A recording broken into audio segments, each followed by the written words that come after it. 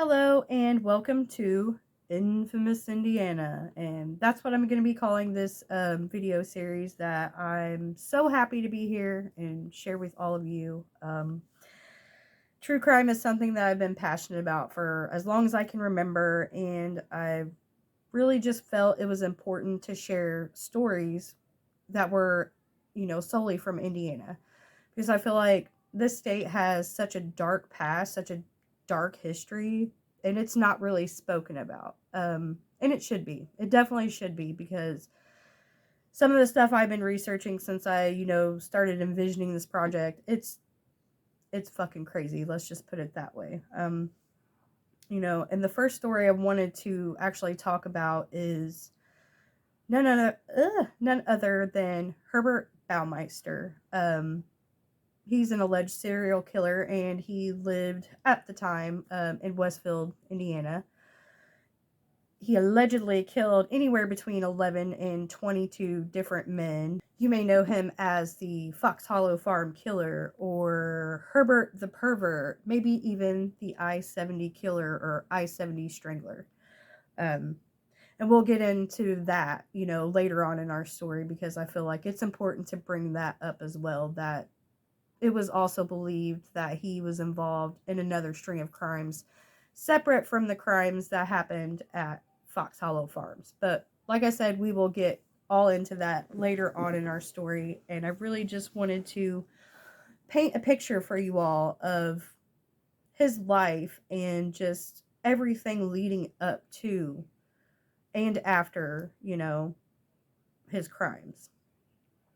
I feel like his early life, a lot of things that happened played into, you know, how he was as a person and, the crimes he committed, honestly. So I really just want to get right down into it. So we're just going to get started. Herbert Richard Baumeister was born on April 7th, 1947 in Indianapolis, Indiana.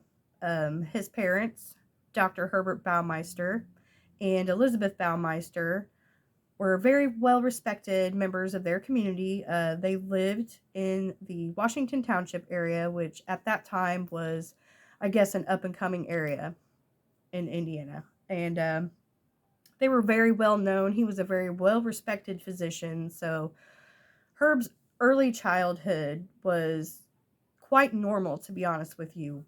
Very white collar, white picket fence, like he wanted for nothing, basically. And we will go on to see that pattern even later in his life. He will never want for anything.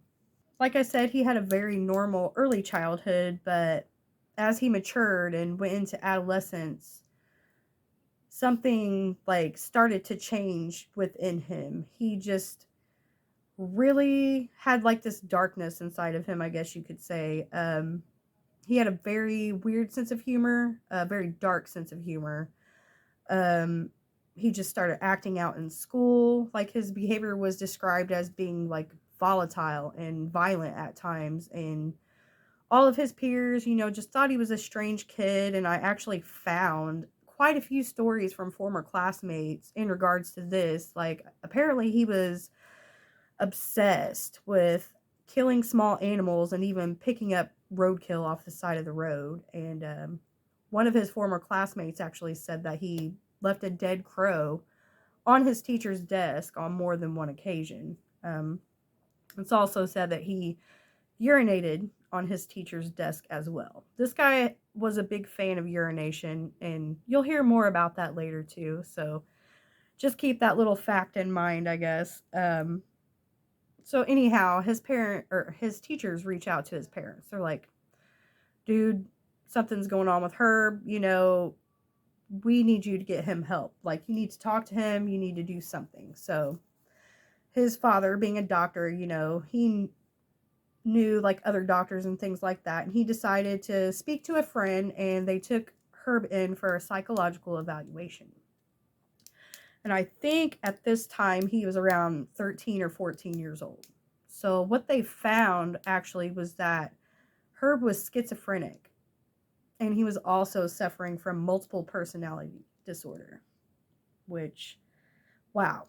I mean, if that doesn't say a lot in itself right there, he was obviously struggling very early on and exhibiting all these classic serial killer archetypes, if you will, or characteristics. And yeah, so psychological evaluation comes and goes. I couldn't find really any information on what type of treatment he may have received. A lot of people suspect that it was something that was just brushed under the rug because it was 1965.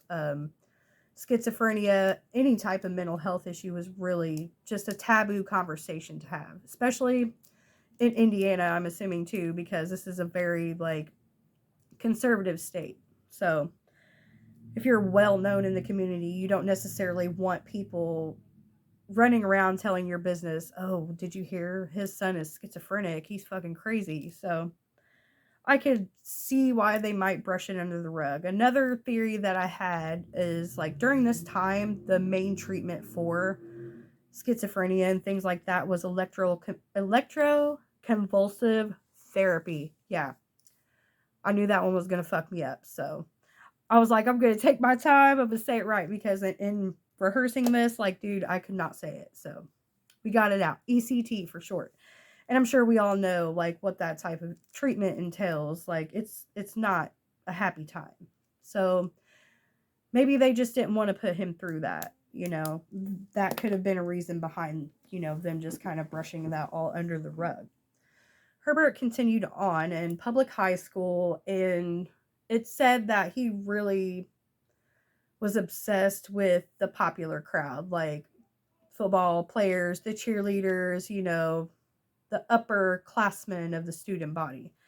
Um, he would try and try and try to become a part of their clique and just was rejected every single time.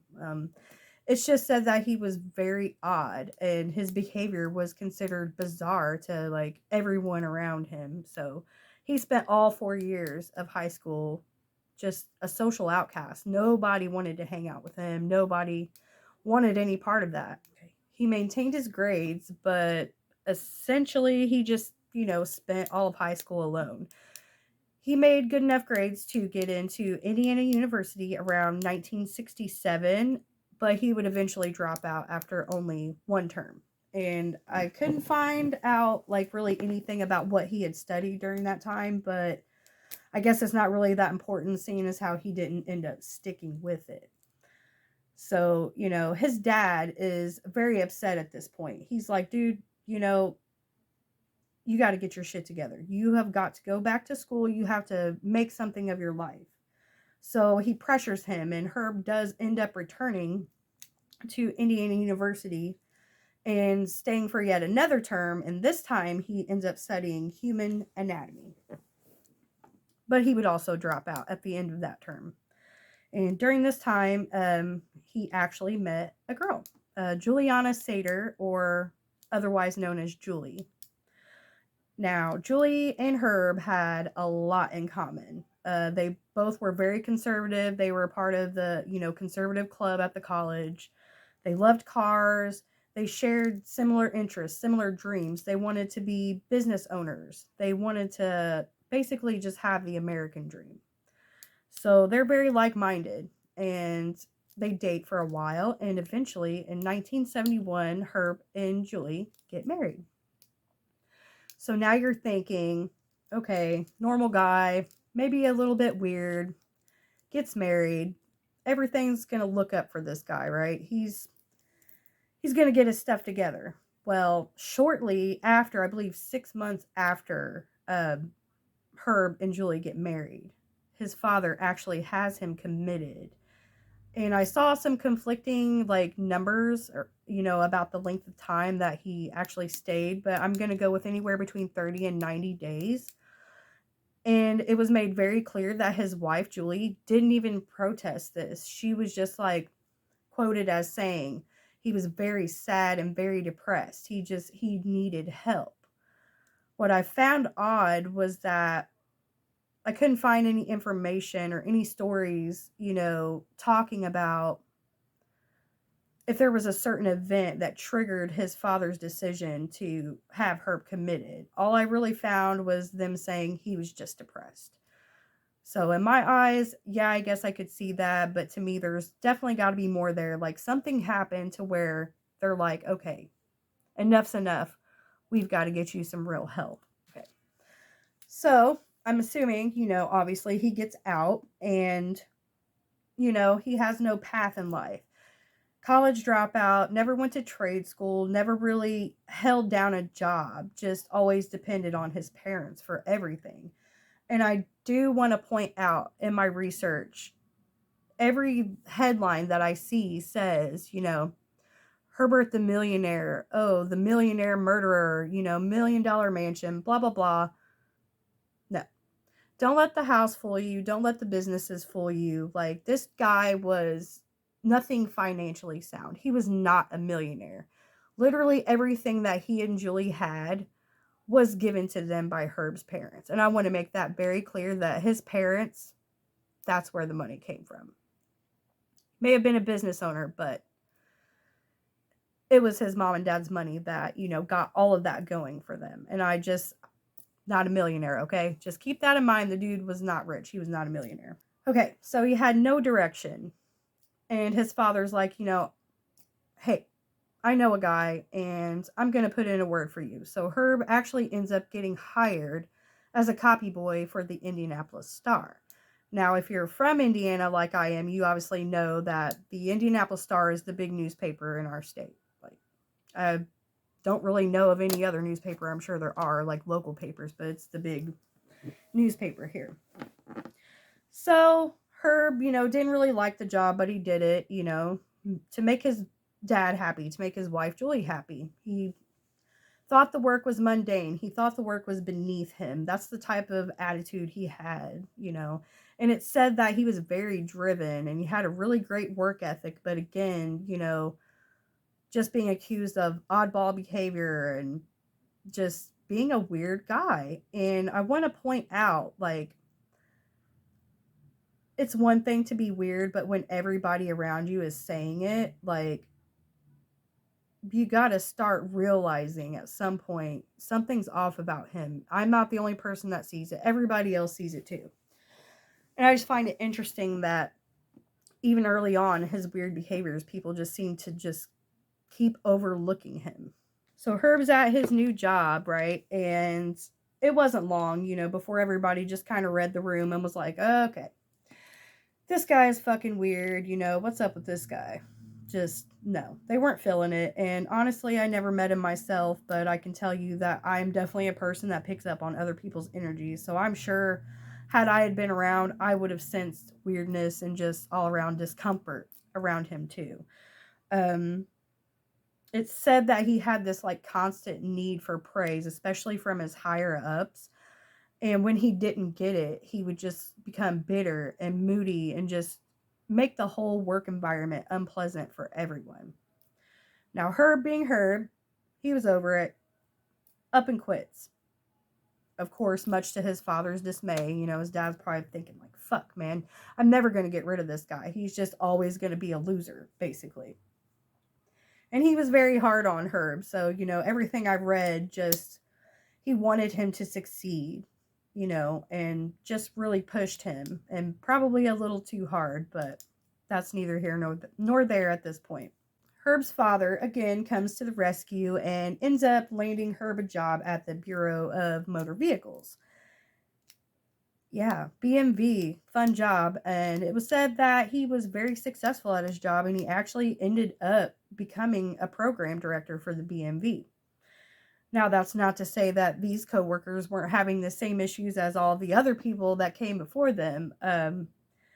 It was said that he had a sick, twisted sense of humor. Again, dark sense of humor. He liked to play practical jokes and pranks on his coworkers that they really just didn't understand. And he thought it was hilarious, obviously. But everybody else was like, yo, that dude Herb, that motherfucker is weird. We don't like this dude.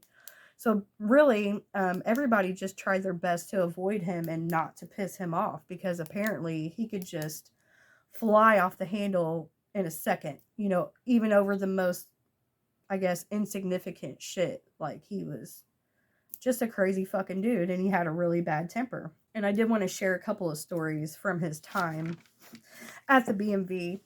Um, one year, I guess, he decided, you know, I'm going to send out a Christmas card to, you know, all my superiors, all my coworkers. I'm just going to make this Christmas card. So upon receiving this Christmas card, you think, oh, he's married, you know, wife and kids. It's probably a nice family picture, you know. No, it definitely wasn't, you know, to them anyway. It was a picture of himself and another man, and they were dressed in drag. So at the time, conservative Indiana, now this is like early to mid 80s when he worked at the BMV. Um, they weren't feeling it. They didn't like this. They didn't think it was funny, you know, and it just added to the list of all the strange shit that Herb did. Like, nobody understood him. So around 1985, 1986, Herb was subsequently fired from the BMV. So wait till you hear this story. He was fired for urinating all over his boss's desk, and he had also urinated on some type of handwritten letter from the mayor of Indiana at the time, Robert Orr. It was signed by him. Um, it was said that he was standing on the desk just spraying, you know, all about, laughing hysterically, and he thought it was the funniest shit. And everybody's like, dude, it's not funny. Why would you think pissing all over everything is funny? Again, and this is, you know, if you're keeping count, the second or third time we mentioned his fascination with peeing on things and urine. So basically, to put it lightly, Herb is a fucking weird guy very early on, and continues to be a very fucking weird and creepy guy into his adulthood. And again, I just want to point out, twice his mental stability has been brought into the picture. Once when he was psychologically evaluated as a teenager, again as an adult when they actually have him committed.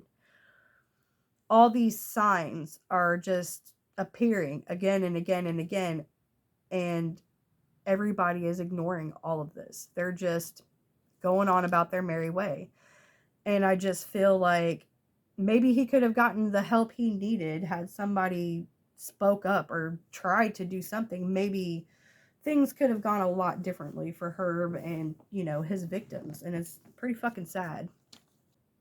And since we're on the subject of the 1980s, I definitely just want to interject, like right here, just to add something that we're going to talk about more later. But I feel like we're talking about the 80s, so we really need to point this out now. In the 1980s, this is when bodies start popping up along I-70. All the way from Indianapolis all the way up to Ohio. Just bodies, bodies, bodies. And all victims had been strangled. The cause of death was all the same. Some of them were found nude. Some of them were partially clothed. Some of them were fully clothed. They were always found near ditches or streams, different types of bodies of water. So the police, they're just stumped. They have no leads. They're like, do we have a serial killer on our hands? You know, all these crimes are so similar. The victims, all kind of similar in appearance. But the weirdest part about it to them was that all of these men were said to be gay or a part of the gay community. So eventually, you know, they have all these bodies popping up, and the cases, they all go cold. They have nothing to go on except all the cases are kind of similar. I just wanted to say much of that in there because we are going to get into that later, and it's very important to later parts of the story. So I definitely had to get that in there. Okay. So after Herb gets fired from the BMV, he just kind of goes buck wild for a little bit. In 1985, he was arrested for hit and run and drunk driving. And then in 1986, he was arrested again, and this time it was for stealing his friend's car. Which I don't know why you would wake up one day and decide, just going to go steal my friend's car and go for a joyride. What I found to be really strange about both of these incidents is that He was never charged. He never did any time for these things. I mean, you're talking drunk driving, hit and run, and auto theft. Like, and nothing happens to him. And I just find it so weird because I feel like in this state, especially, those are the types of crimes that they're willing to throw the book at you for. And dude just skates off scot free. It just seems like that's the ongoing theme in his life right now is he's just skating right on through, doing whatever the hell he wants to do. And he's getting away with it. And he does for a very long time. I do want to point out that it's very unclear whether or not his wife, Julie, actually knew why he was fired from the B&B. And it's also unclear if she knew anything about his arrests. Because obviously, like I said, he wasn't charged. He did not serve time for any of this. So some people thought, oh, she knows. She has to know. Deep down, somewhere inside of her has to know, like, that he was doing all these things. And then there's others who say, she didn't believe it. She just didn't believe it, couldn't see her husband doing anything like of the sort. So I guess it's open for interpretation. She either A, heard the stories and didn't believe them, or B, just chose to go along with it for whatever reasons. And, with all we know about abuse now, he could have been grooming her, for a long time. And it was said, that she was, I don't want to use the word stupid, but a very gullible person and very just ditzy almost. And I could see her being easily manipulated. So I just wanted to add that in there, that it wasn't clear, like, whether or not she knew all the details of him being fired and stuff. So when they were in school together, Julie actually was a part-time teacher. So she was going to school part-time and then teaching part-time. So after Herb, loses his job, she decides to go back to work and go back to being a teacher. They also, at this point, they have 3 children. So she's getting back to work and she's got to, just try to find a way to support her family because honestly, Herb's not doing a whole lot right now. I mean, the guy's very aloof. He's just not focused. He's just doing whatever he wants to do. And honestly, during this time period, he's probably off, cruising the interstates for men and killing them and dumping their bodies. And I could see that being a very time-consuming hobby. So, allegedly. So, Julie goes back into teaching. Herb actually ends up finding a job at a local thrift store. Now, Herb being Herb, he's like, well, this is so beneath me. I'm so much better than this. But he actually found, like, the business model of a thrift store to be very interesting. He and Julie both had interest in, eventually owning their own business one day. And during this time, he really got to use this opportunity to learn the ins and outs of, like, how a thrift store works. So they talk about it, and they come up with a plan, and they go to Herb's parents and ask for some seed money to purchase the property, and they want to open, their first thrift store. Obviously, Herb's parents agree. They give him the money, and they open their first thrift store. And it was called Save-A-Lot, not to be confused with, the grocery store. There's absolutely no affiliation there. I do want to point that out because when I saw the name, I was like, holy shit, Save-A-Lot? And then I was like, oh, okay. 2 different things. So they open the first of, I think they eventually had 3 stores. But this was the first store. In their first year in business, they did great. Second year, even better. They were actually able to donate $50,000 to numerous children's charities throughout the state. So they were, doing really well in business at this point in time. But there was a lot of tension between Julie and Herb, to say the least. And I do want to bring up something that I read that said in the 26 years that Herb and Julie were married, they were maybe only intimate 6 times. She stated just enough to have 3 children, basically. So they weren't having sex. She also said that he was very ashamed of his body, like, didn't like to be seen nude or with his shirt off or anything like that. He was a very insecure person.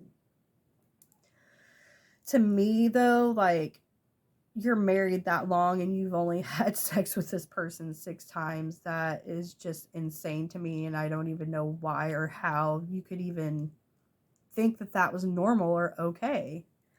And again, just all of this weird stuff. And it's just, he's skating by. Like I said earlier, he just keeps going. Okay, so they had a great first year in business, and then it led to them opening their second store. And during this time, there was a lot of tension in their marriage because it was said that Herb was very controlling, and instead of treating Julie as co-owner or a partner, it's said that he just treated her like a low-level employee. And she did not like this. So their marriage is stressing, and it was also said that he's having the same issues with these employees. Like, they think he's weird, and during this time, he's also disappearing in the middle of his shifts, not showing up for shifts completely, like taking trips to Ohio very often to go to different auctions and things to procure, items for the thrift store. So it's also going to be important there too that he's going to Ohio very frequently.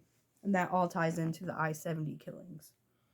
Like I said, and during this time, their first and second year in business went quite well, but then after that, around 1990, their businesses began to flounder. Like, they were doing terrible.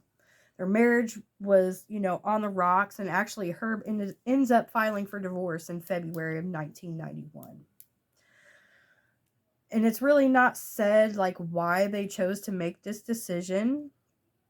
But in 1991, they decide we're not going to get a divorce. We're going to reconcile. And they decide to purchase Fox Hollow Farms.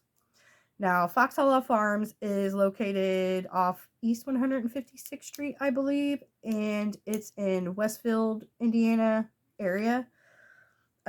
18 acres, beautiful property, Tudor style manor. And, just a huge property. It was like their own personal oasis. And they bought this property together, and it did kind of solve the rift in their marriage for a while. Like I said, Julie was quoted as saying, it was our own personal utopia. Our kids could play outside and rollerblade and never have to worry about seeing a car drive by. And it was said that Herb was a wonderful father. He wasn't hard on his children. He was very patient and kind, unlike his relationships with adults. I just want to put that in there. With his kids, he was very patient. So at least there's that. At least he treated his kids well. So around 1994, they've got 3 stores now. They've purchased Fox Hollow Farms, and, they love it. They love the house. Herb obviously loves their businesses, even though they're not doing so well. But it's said during this time, Julie thought that Herb was just being really strange during this time, and he was just off. There was something about him that in her gut, I guess, she felt wasn't right. So one day, she's inside, probably doing dishes or something like that, and her son Eric actually comes running in the kitchen. And Julie looks down, and he's holding a human skull. Obviously, this freaks her the fuck out. I mean, I'd be fucking freaked out too if my fucking kid, comes running, hey, mom, look, I got a fucking skull. Here you go. That's fucking weird. So she's like, oh my God, show me where you found this. So he takes her outside, and, behind their house on this property, there's this big wooded area on their land. He leads her back through the trees, and she looks down, and there is human remains, bones, a skeleton, basically. So she's freaked out.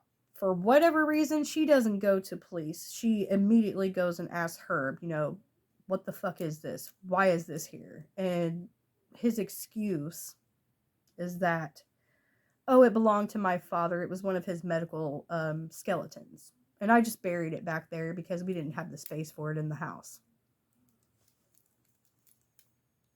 What? I mean, literally, what? First of all, your father never lived on this property. Why would any of his shit be on said property? Now, why, oh, why this woman was not really questioning this or why she didn't go to the police is fucking beyond me, because I would be taking my fucking kids and going to the police and getting the fuck out of there.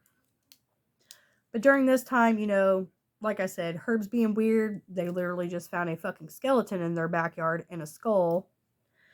This is when Julie starts to take the children to Herb's mother's condo in Lake Wawasee to stay for, months at a time, especially in the summer. So it's said that Herb didn't really mind staying home and taking care of the businesses and taking care of the farm.